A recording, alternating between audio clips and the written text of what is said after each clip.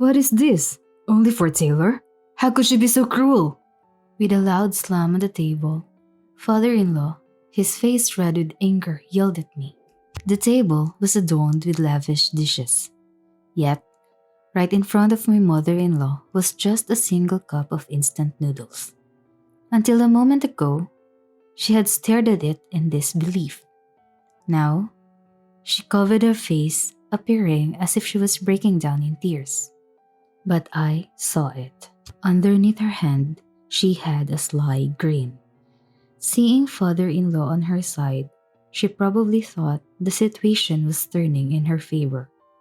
But it wasn't going to be that easy. This instant noodle was just the beginning of our revenge. My name is Eva. I've been married to Robbie for 5 years. We had our first daughter last year, and now I'm a stay-at-home mom. We started living with my in-laws right after our daughter was born. Back then, we lived in company housing, but Robbie was transferred by his company. The new location was near Robbie's childhood home.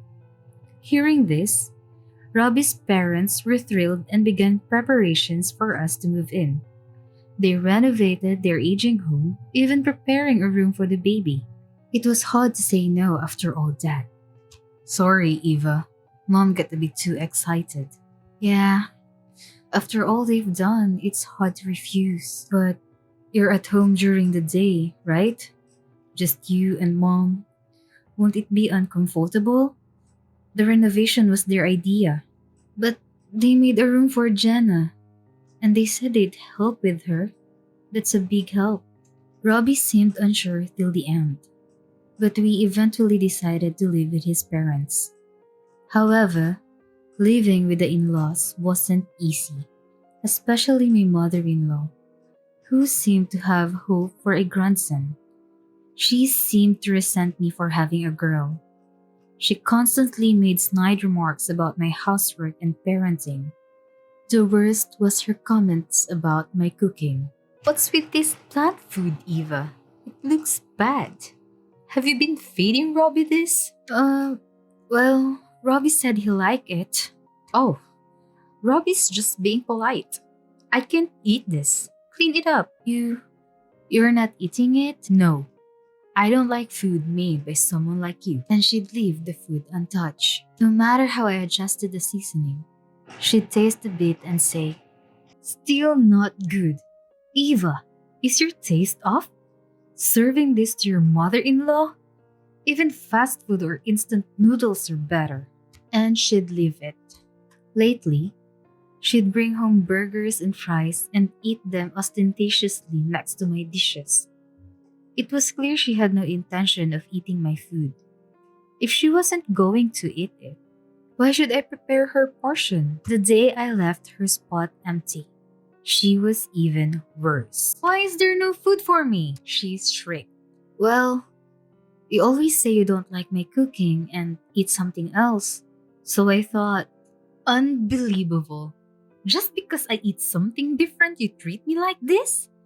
This is too much." She covered her face, sobbing dramatically. "Wait, please.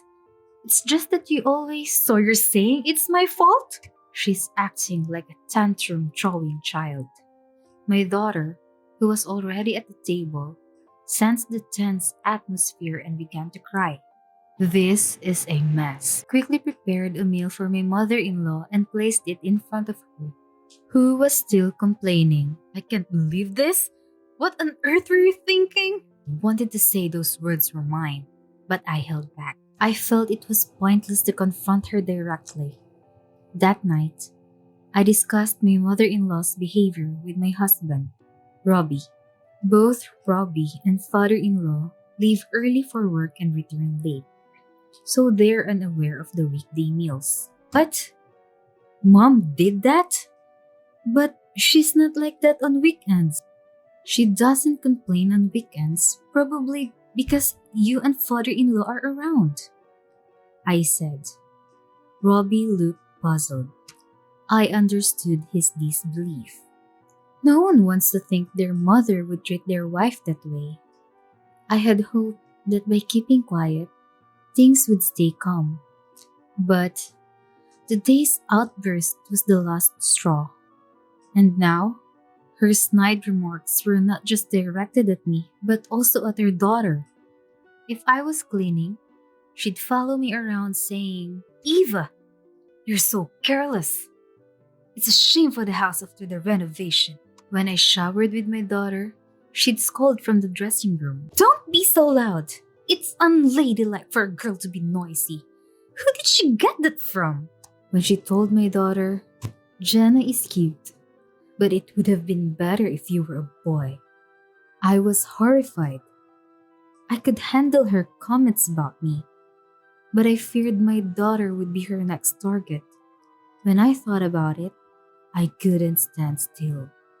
Tears in my eyes, I told Robbie everything. He seemed concerned and said, "Okay, I'll talk to mom." Those words made me breathe a sigh of relief. I hoped that, as her son, he could make her reflect on her behavior. Once you calm down, you will realize that you are doing something outrageous. After feeling relieved, I suddenly felt doubt rising inside me. But a doubt crept in. Would she really reflect? After all, she told a small child with a smile that it would have been better if she were a boy. Then maybe mom will. "Eva, are you okay?" "Yeah, I'm fine. Can you help?" "Yeah, I was against living together from the start." As Robbie spoke, I took out my phone and started searching. "Eva, there's laundry piling up. Are you just trying to get Robbie on your side and neglecting the housework?" As expected, Robbie's warning had no effect. With Robbie and father-in-law around, she acted even kinder. But when they weren't, she was even harsher. Hearing her shrill voice, Jenna, who had just fallen asleep, began to cry. Even hearing the crying, my mother-in-law just frowned, showing no guilt. "So noisy for a girl. It's because you always coddle her, Eva. Don't speak ill of Jenna." "I'm not. I'm just saying it would have been cuter if she were a boy." "You're overreacting." She smirked and approached the crib. "Don't waste Robbie's money on these gadgets. Girls grow up fine without them," she said, knocking over the baby monitor. Fell, narrowly missing Jenna's face. As I rushed to check on Jenna, my mother-in-law laughed.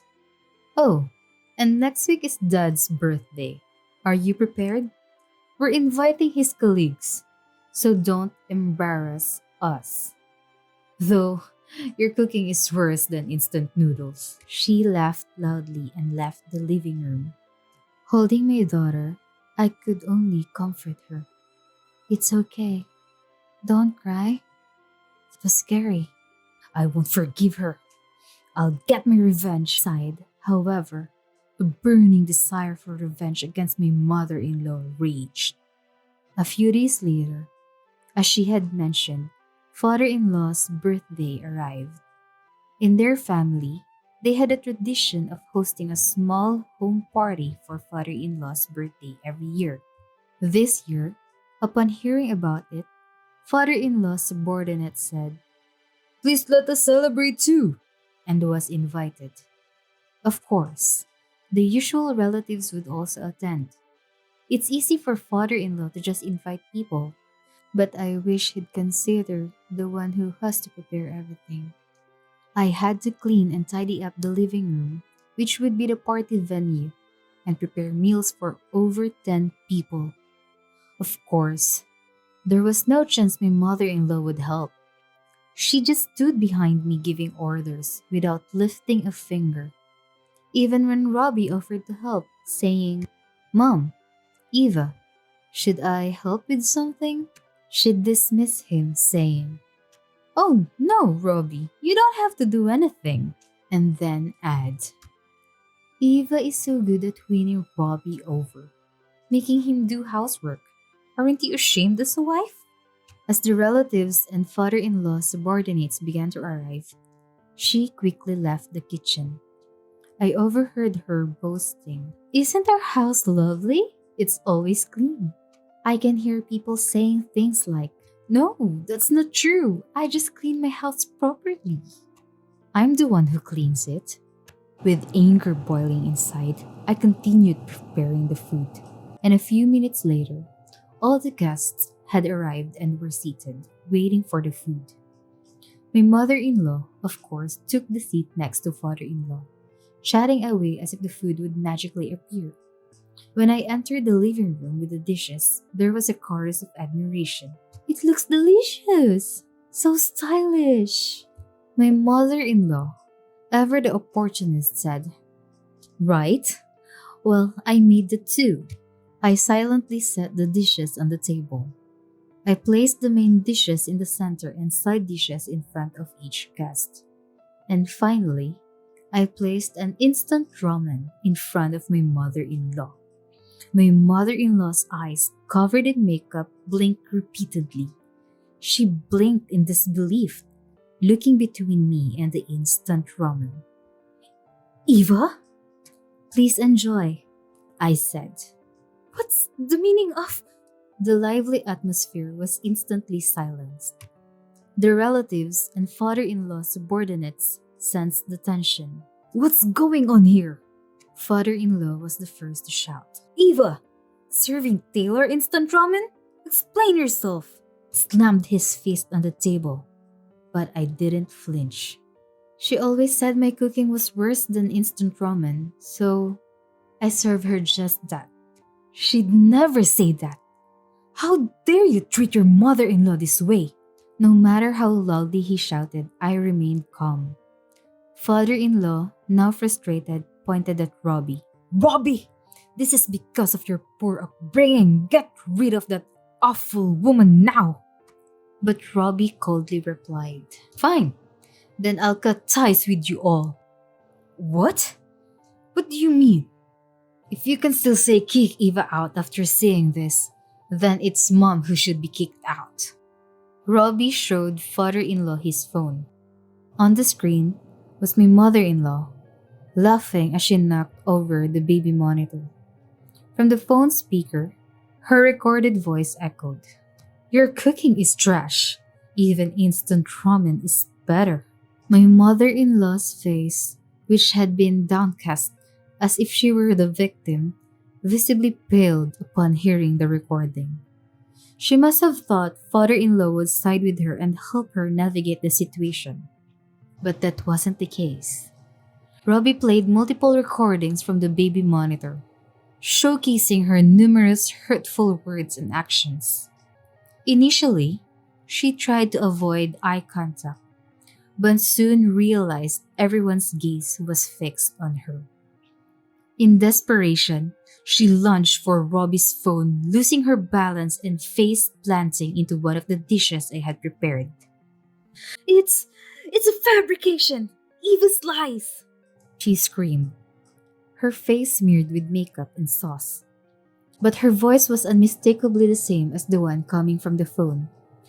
All the guests looked at the mother-in-law with disdain, as there was no way to escape the situation. The guests looked at her with disdain, and father-in-law was in shock. "Taylor, you... It's not true. It's not." No matter how much she protested, no one defended her. Robbie stood up and came to my side. "We're leaving this house," he declared, and we left the living room. We could still hear her incomprehensible screams, but we never looked back. Soon after, we left their house with our pre-packed bags. Everything that happened was a plan Robbie and I had devised.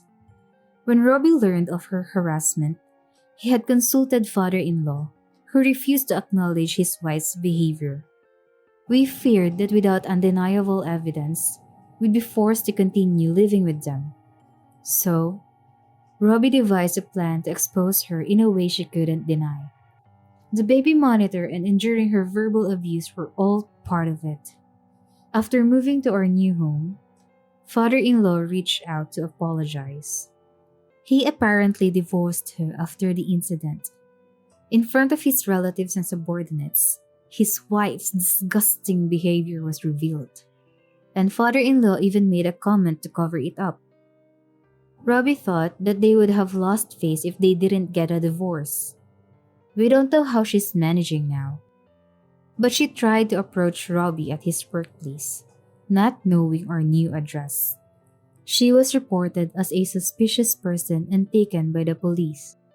Father-in-law said that she should forgive him because she had thrown out her mother-in-law. But she said, "What are you going to do?"